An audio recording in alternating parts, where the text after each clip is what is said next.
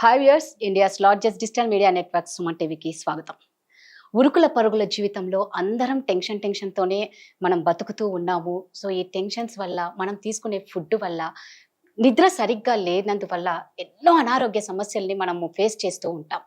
అయితే దీంట్లో ముఖ్యంగా చూసుకుంటే మనం గుండెకు సంబంధించిన వ్యాధులతో ఎక్కువ మంది హార్ట్ అటాక్, కార్డియాక్ అరెస్ట్తో ఏజ్తో సంబంధం లేకుండా చాలా మంది జీవితాలు అంతటితో ముగిసిపోతున్నాయి. వాళ్ళు ఒక్కరు చనిపోవడం కాదండి. వాళ్ళ వల్ల వాళ్ళ ఫ్యామిలీ అంతా కోలుకోలేకపోతూ ఉంటారు. దెబ్బ మీద దెబ్బ. అంటే ఇంట్లో ఒక పర్సన్ హార్ట్ అటాక్‌తో చనిపోయారు అంటే ఆ ఫ్యామిలీ అంతా కొలాప్స్ అయిపోతుంది. సో వీటికన్నిటికి ఉపశమనం మా దగ్గర ఉంది అని ఒక ప్రొడక్ట్‌తో మన దగ్గరకొచ్చారు అండి. Pharmacologist and season wellness private limited medical advisory board member doctor సంగాల రవీందర్ గారు. సో వారి దగ్గర నుంచి మనం బోలెడన్ని విషయాలు, వారు తెచ్చిన ప్రొడక్ట్ ఏంటో తెలుసుకుందాం. రవీందర్ గారు, నిజంగా అంటే మీరు చెప్తున్న కొద్దీ నాకు అది ఎలా యూజ్ చేస్తారు అని తెలుసుకోవాలని చాలా క్యూరియాసిటీ పెరిగిపోతూ ఉంది నాలో. ఫస్ట్ అది కావాలి. చాలా సింపుల్ అండి. మనం టీ ఇంట్లో ఎట్లా చేసుకుంటాం, చాయ్. చిన్న పిల్లల నుంచి పెద్ద పిల్లల వరకు చాయ్ పెట్టమంటే ఈజీ పెట్టేస్తారు. అవును. ఏ వంటలు రాని పిల్లల్ని కూడా చాయ్ పెట్టి వస్తా అని చెప్పేస్తారు. వాళ్ళ నోటి నుంచి ఫస్ట్ వచ్చే ఆన్సర్ చాయ్. డిప్టీ అంటే బాగా డిప్టీ అంటే చాలా ఇష్టం అన్నట్టు. సో ఇది ఈజీ అండి. నైట్ పడుకునేటప్పుడు గ్లాస్ ఆఫ్ వాటర్, ఒక 250 ml వాటర్ లోపల, దీంట్లో మన ప్రొడక్ట్ లోపల 10 sachets ఉంటాయి. ఒక సాచెని కట్ చేసేసి ఆ వాటర్ లోపల ఇది మొత్తం పోర్ చేసేసి మొత్తం దాంట్లో వేసేయాలి. ఓవర్ నైట్ దాన్ని అట్లా అలాగే ఉండనివ్వాలి. ఓవర్ నైట్ అలా ఉండడం వల్ల ప్యాకెట్ ఓపెన్ చేసి దాంట్లో ఉన్న పౌడర్, దాంట్లో ఉన్న కంటెంట్ గ్లాస్ లో వేసేసి ప్లేట్ పెట్టాలి. నైట్ అంతా ఏం జరుగుతుంది అంటే ఈ వాటర్ కు లోపల ఉన్న ఔషధాలను ఎక్స్ట్రాక్ట్ చేసే గుణం ఉంటుందండి. నైట్ పెట్టినప్పుడు ఏంటంటే మాకు 11 రకాల ఔషధాలు దాంట్లో ఉన్నాయి. మూలికలు, హర్బ్స్ ఉన్నాయి. అన్ని హర్బ్స్ లో ఉన్న యాక్టివ్ ఇంగ్రీడియంట్స్ అంటాం. అంటే పనిచేసే గుణం ఉన్న ఇంగ్రీడియంట్స్ ని అది మొత్తం వాటర్ లోకి వచ్చేస్తుంది. ఎప్పుడైతే దాంట్లో ఉన్న ఇంగ్రీడియంట్స్ వాటర్ లోకి వచ్చేస్తాయో వాటర్ కలర్ మారిపోతుంది. అదొక విధానము. ఉదయం లేవగానే ఆ వాటర్ ని ఒక బౌల్లో వేసేసి, ఒక గిన్నెలో వేసేసి బాయిలింగ్ టెంపరేచర్ వరకు 100 degrees సెంటిగ్రేడ్ వరకు ఒక 5 నిమిషాల వరకు బాయిల్ చేసుకోవాలి. టీని బాయిల్ చేసినట్టు బాయిల్ చేసిన తర్వాత ఒక 2 minutes దాన్ని చల్లార్చాలి. ఒక ల్యూక్ వామ్ టెంపరేచర్ వచ్చే వరకు, గోరువెచ్చగా వచ్చే వరకు దాన్ని ఉంచేసి వడబోసుకొని ఒక్కటేసారి తాగొచ్చు. చిన్నగా టీ తాగినట్టు కూడా ఎంజాయ్ చేసుకుంటూ తాగొచ్చు అండి. సో ఇలా కేవలం 10 రోజులు చేస్తే చాలు. ఇది స్టార్ట్ చేసే ముందు ఒక్కసారి టోటల్ కొలెస్ట్రాల్, టోటల్ ట్రైగ్లిజరైడ్స్ అంటే లిపిడ్ ప్రొఫైల్ మొత్తం ఒకసారి చేసుకోండి. 10 రోజులు వాడండి. ఒక 5 రోజుల గ్యాప్ ఇవ్వండి. లివర్ పనిచేయడానికి ఒక టైం ఇవ్వండి. 15 days తర్వాత చెక్ చేసి చూడండి. అద్భుతమైన రిజల్ట్స్ మీరు పొందుతారు. అంటే ఇప్పుడు గ్లాస్ అంటే ఆ గ్లాస్ మెజర్మెంట్ ఏమన్నా? ఎగ్జాక్ట్లీ అండి. 250 ml. కొంతమందికి చేదు కొద్దిగా ఇష్టం ఉన్న వాళ్ళు కొద్దిగా తక్కువ వాటర్ కూడా తీసుకోవచ్చు. బట్ మినిమం మనం మాక్సిమం వరకు 250 ml వాటర్ తీసుకోవచ్చు. మినిమం 100 ml వాటర్ లో కూడా ఎక్స్ట్రాక్షన్ జరుగుతుంది. బాయిల్ కూడా చేస్తాం కాబట్టి దాంట్లో ఉన్న మంచి ఔషధాలు మొత్తం వాటర్ లోకి వచ్చేస్తాయి. సూపర్. అంటే ఓకే, ఇదంతా బాగుంది. మీరు చెప్పింది వింటూ ఉంటే చాలా ఈజీ ప్రాసెస్. నిజంగా చాలా ఈజీ అనమాట. జస్ట్ మనం రాగి గ్లాస్ లో పెట్టుకున్నా బాగుంటుంది. అయితే ఇప్పుడు ఎలాంటి వాళ్ళు దీన్ని వాడచ్చు అంటే, ఇప్పుడు అనుకుంటాం చాలా మంది, నాకు థైరాయిడ్ ఉంది, లేదా మేము ప్రెగ్నెంట్, లేదా మాకు ఇంకేదన్నా హెల్త్ ఇష్యూ ఉంది, షుగర్ ఉంది, ఇంకేమన్నా ఉండొచ్చు. ఎలాంటి వాళ్ళు దీన్ని యూజ్ చేయొచ్చు, ఎలాంటి వాళ్ళు యూజ్ చేయకూడదు? ఎగ్జాక్ట్లీ అండి. నా ఆరోగ్యానికి నేను సమయం ఇచ్చుకునే అవకాశం నా దగ్గర ఉందండి. నేను మార్నింగే 5 o'clock లేస్తాను. ఒక అర్ధగంట నేను వ్యాయామం చేస్తాను. ఒక అర్ధగంట నేను మెడిటేషన్ చేస్తాను. నేను టైంకి బ్రేక్ఫాస్ట్ చేస్తాను. నేను తీసుకునే బ్రేక్ఫాస్ట్ లోపల కూడా ఎక్కువ కార్బ్స్ లేవు, ఎక్కువ ప్రోటీన్స్ లేవు, ఎక్కువ ఫ్యాట్స్ లేవు. సమతుల్యంగా తీసుకుంటున్నాను. వాటర్ ఖచ్చితంగా టైం టు టైం తీసుకుంటున్నాను. సమయానికి నేను భోజనం లంచ్ చేస్తున్నాను. లంచ్లో కూడా ఎక్కువ కర్రీస్ తీసుకుంటున్నాను, ఎక్కువ ఎంజైమ్స్ తీసుకుంటున్నాను, కొన్ని జ్యూసెస్ తాగుతున్నాను, పండ్లు తింటున్నాను. నైట్ కూడా భోజనం టైంకి తింటున్నాను, టైంకి పడుకుంటున్నాను. నాకు ఎలాంటి ఒత్తిడి లేదు అనుకునే వాళ్ళు తీసుకునే అవసరం లేదు. అంటే నా లైఫ్ స్టైల్, నా జీవిత విధానం చాలా బాగుంది అంటే దీంతో మనకు పని లేదు.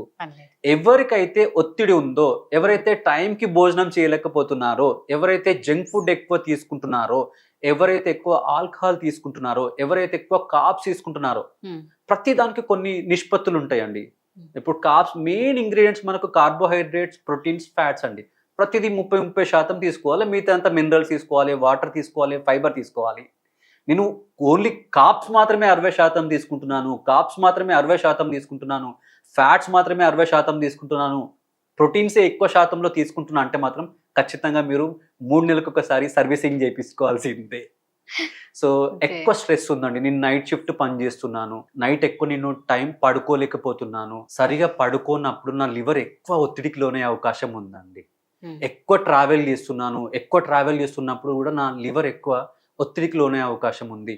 ఎక్కువ నేను స్క్రీన్ టైం ఎక్కువ నాకు జరుగుతుందండి, ఎక్కువ నేను స్క్రీన్ చూడాల్సి వస్తుంది, కంప్యూటర్ పైన ఎక్కువ పని చేయాల్సి ఉంటుంది అన్నప్పుడు కూడా నా లివర్ ఒత్తిడికి లోనవుతుందండి. ఇలాంటి వాళ్ళు కంపల్సరీ ఎవ్రీ 3 to 6 months ఒకసారి సర్వీసింగ్ చేయించుకోవాల్సిందే. సో అంటే రాజీవ్ గారు మీరు చెప్పింది ఏంటంటే ఫస్ట్ ఇవి చేసే వాళ్ళకి అవసరం లేదు అన్నది చాలా ఫింగర్స్ తో కౌంట్ చేసినంత మెంబర్సే ఉంటారు. అవునండి. నెక్స్ట్ మీరు ఇలాంటి వాళ్ళు అన్నారు చూడండి, టైంకి సరిగ్గా నిద్రపోకపోవడం, ఫుడ్ ప్రాపర్ టైంకి తినకపోవడము, వర్క్ ప్రెజర్, స్క్రీన్, ఇవన్నీ ఎక్కువ పర్సెంటేజ్ ఉంటారు. సో ఆల్మోస్ట్ 95% కంపల్సరీ ప్రతి ఒక్కరికి కావాల్సిందే మీ సాచెట్స్. ఎగ్జాక్ట్. అయితే మీరు అన్నది ఒక మాట కరెక్ట్ అండి. బండి సర్వీసింగ్ మనము 1 లక్షో లేకపోతే 10 లక్షలో 1 కోటి రూపాయలు ఎంతో కాస్ట్లీ బండ్లు తీసుకొని సర్వీసింగ్కి ఎంత కాన్సన్ట్రేషన్ డెడికేషన్తో మనం ఆ బండిని ఇస్తామో మన బాడీ మీద మనం అంత కేర్ తీసుకోము. లైఫ్ టైం అనేది మన బాడీ, నిజంగా బండ్ల మీద కాదు. అవి మనం ఉంటేనే అవి మనతో ఉంటాయి, మనం లేనప్పుడు ఏవి ఉండవు. కాబట్టి మన బాడీ మీద మనం కంపల్సరీ కేర్ తీసుకోవాలి. రవీందర్ గారు చెప్పినట్టు ఎవ్రీ 3 monthsకి 6 monthsకి ప్రతి ఒక్కరు సర్వీసింగ్ మన బాడీది చేసుకోవాల్సిందే. అవునండి. మన పెద్దవాళ్ళు చూసుకున్నట్టయితే 3 decades 4 decades బ్యాక్ అండి, వాళ్ళ జీవన విధానం ఎంత అద్భుతంగా ఉన్నా కూడా ఎవ్రీ 2 monthsకి ఒకసారి జులాబ్ తీసుకునే వాళ్ళండి. జులాబ్ అంటే ఎనేమా అన్నట్టు, క్యాస్టర్ ఆయిల్ తాగిపించే వాళ్ళు పిల్లలతో. సో వాళ్ళ హెల్దీ లైఫ్ స్టైల్ ఉన్నా వాళ్ళు ఆర్గానిక్ వెజిటేబుల్స్ తినేవాళ్ళండి. చెట్టు నుంచి డైరెక్ట్ పళ్ళు కోసుకొని తినేవాళ్ళు. వెజిటేబుల్స్ అయినా అండి, టమాటాస్ తీసుకున్నా, దొండకాయలు తీసుకున్నా, బెండకాయలు తీసుకున్నా కూడా అప్పటిదప్పుడు తెంపుకొని మా మమ్మీ కట్ చేస్తుంటే మేము తీసుకొని తినేవాళ్ళం. అంత టేస్ట్ ఉంటాయి, అంత టేస్ట్ అంటే ఆర్గానిక్, అంత ఎసెన్స్ ఉండే, అంత ఫ్లేవర్ ఉండే అండి. అలాంటి మంచి అలవాట్లు ఉన్నా కూడా వాళ్ళు సర్వీసింగ్ చేయించుకునేది. మరి ఇప్పుడు మన అలవాట్లు ఎట్లున్నాయి? నేను ఏ ఫుడ్ తింటున్నాను, ఫ్రోజన్ ఫుడ్ తీసుకుంటున్నానండి. ఫ్రోజన్ ఫుడ్ ఏం తీసుకున్నా కూడా అన్ని ఫ్రోజన్, అవి అన్ని ప్రిజర్వేటివ్ యాడ్ చేసిన ఫుడ్సే. అట్లాంటప్పుడు నేను ఎంత జాగ్రత్తగా ఉండాలి? ఎన్నిసార్లు నేను నా ఇంటెస్టైన్ సర్వీస్ చేసుకోవాలి? వింటర్ సీజన్ వచ్చిందంటే, చలికాలం వచ్చిందంటే, వర్షకాలం వచ్చిందంటే మా మమ్మీ వాళ్ళు కషాయం ఇచ్చేవాళ్ళండి. అల్లంతోని ఓమతో చేసిన కషాయం ఇచ్చేది. అంటే నా డైజెస్టివ్ ట్రాక్ట్ మొత్తం క్లెన్స్ అయ్యేది, నా రెస్పిరేటరీ ట్రాక్ట్ అంతా కఫంతో మొత్తం బయటకు వచ్చేదండి. ఇప్పుడు ఎవరు చేసుకుంటున్నారు? కంపల్సరీ ప్రతి ఒక్కరు ప్రతి 3 నెలలకు ఒకసారి, కొద్దిగా నా అలవాట్లు బాగుంటే ప్రతి 6 నెలలకు ఒకసారి కంపల్సరీ మన సిస్టమ్ ని సర్వీసింగ్ చేసుకోవాల్సిందే, క్లెన్స్ చేసుకోవాల్సిందే. ఏంటి అంటే ప్రతి ఆహార పదార్థాల్లో కల్తీ, తాగే నీటిలో కల్తీ, తాగే పాలల్లో కల్తీ. మనం ఒక ఆకుకూర కొనాలన్నా నిజంగా భయం వేస్తుందండి. ఇప్పుడు కల్తీ లేనివి ఏవి లేవు, అన్ని కల్తీవే ఉన్నాయి. కాబట్టి అట్లీస్ట్ మనం ఇలాంటివి వచ్చినప్పుడు వీటిని మనం ఆపర్చునిటీగా తీసుకొని వీటిని బాగా యూజ్ చేయాలి అని నా ఫీలింగ్.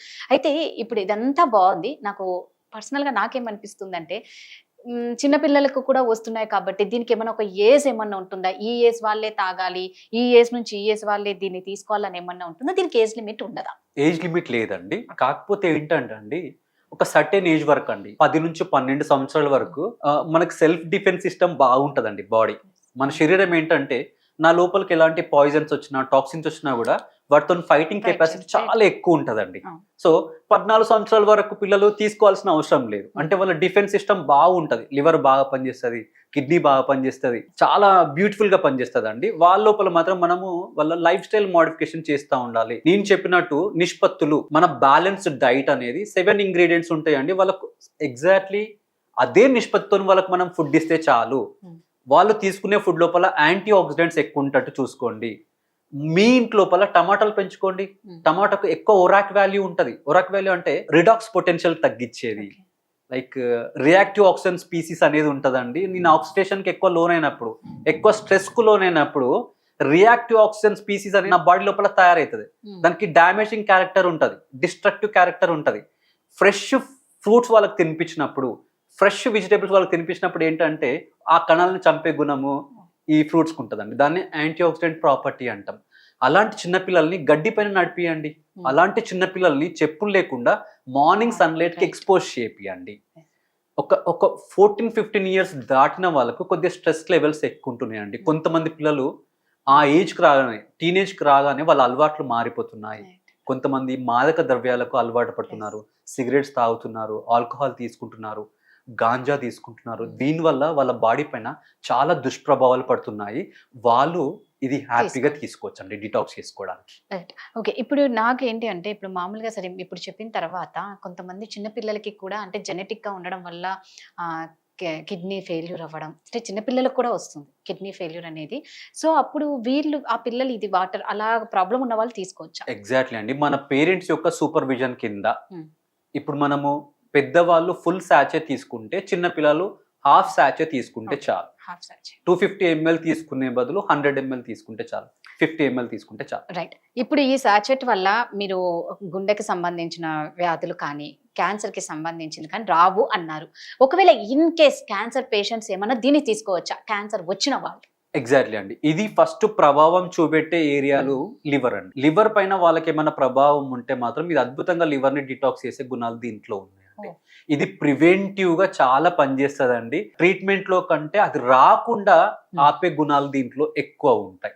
సో వాళ్ళ ఫ్యామిలీ హిస్టరీ లోపల వాళ్ళ అలవాట్ల ప్రకారం వాళ్ళకు వచ్చే ఏమైనా గుణాలు కనిపిస్తే, ఏమైనా కారణాలు కనిపిస్తే మాత్రం కంపల్సరీ దీన్ని మనము ప్రివెంటివ్‌గా ఎవరైనా వాడుకోవచ్చండి. సో జెనెటిక్‌గా ఇంట్లో ఎవరికన్నా ఉంది అని ఏమాత్రం సందేహం ఉన్నా లేదా మాకుంది కాబట్టి నెక్స్ట్ మా పిల్లలకి రాకూడదు అన్న వాళ్ళు దీన్ని ఖచ్చితంగా తీసుకుంటే మంచిది అని చెప్తున్నారు రవీందర్ గారు.